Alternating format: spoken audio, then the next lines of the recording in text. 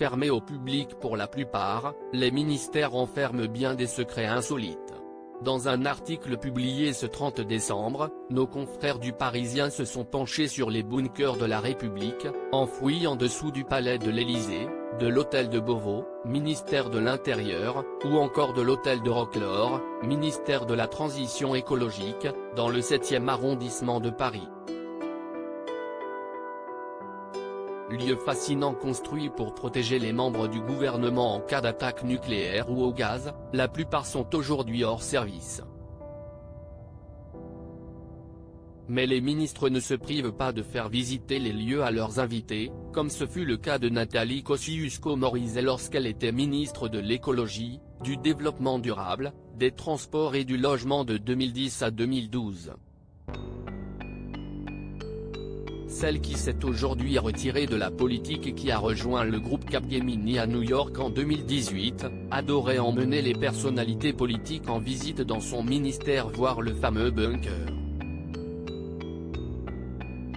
Elle en faisait le clou de ses visites guidées de l'hôtel de Roquelaure, lorsqu'elle recevait des homologues étrangers. Au point qu'après son départ, une rumeur a couru, elle serait partie avec la clé. Ont relaté nos confrères.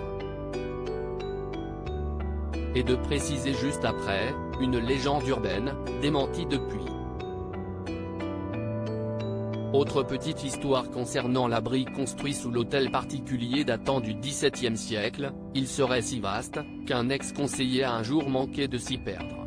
Supérieur à remaniement d'Emmanuel Macron, découvrez les ministres du gouvernement borni quand Nicolas Sarkozy discréditait NKM ce bunker, Nathalie Kosciusko-Morizet aurait presque pu le revoir un jour.